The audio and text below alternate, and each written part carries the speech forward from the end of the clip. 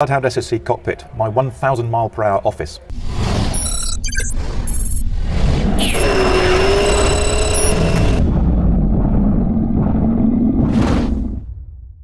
This has literally been moulded around me and is just big enough to take the screens, the controls and the seat that will both protect me and allow me to control the world's fastest car. The steering wheel has been printed from powdered titanium, so there is a zero waste printed steering wheel which has been made to exactly the profile of my hands. On that I have the control buttons for the parachutes, air brakes and also for the rocket with the two trigger switches. That'll control the car underneath my feet, the right hand pedal for the throttle for the jet engine, left hand for the wheel brakes.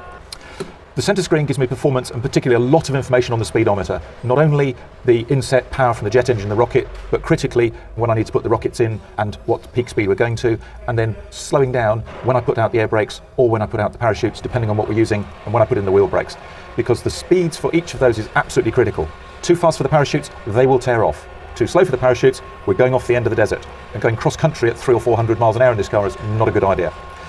And the worst case, if that instrument stops working, if the screen physically goes dead for some reason, then the Rolex speedometer below it and to the left gives me an exact copy, fully reliable with its own GPS and its own power system, so that whatever happens, I can stop this car safely from any speed, regardless of any other failures. Right alongside the speedometer, the other critical thing for this car is the wheel loads. We have spent over 5 years developing the aerodynamic model to keep the car on the ground at all speeds, so that we don't generate any lift, and equally important, we don't generate any download. Every single test run we do will be increasing the speed, and I will be checking at every stage the downloads on the wheels. If they're getting too low, we will abort.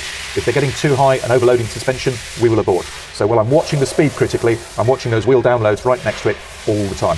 Everything else is very much status and will only become of interest if we start to see these orange and red colours flashing up with problems. Right hand is all the power systems, engine cooling, etc. All of the switches to control the jet engine, the rocket motor and the race car engine that powers the rocket motor. The left-hand side is the electrics, hydraulics, etc., with the switches to control them below that. And on the other side, the Rolex chronograph, which gives me precise timings for jet engine startup, cool down, anything else I need during the profile. Everything in the cockpit is controlled with electric buttons and switches, so everything is right there at my fingertips. But if something goes wrong, if we have a power failure or an electronic problem of some sort, then I have backups for the safety critical systems. Specifically, on the right-hand side here, I've got a lever that will physically, mechanically shut off the fuel supply to the jet engine.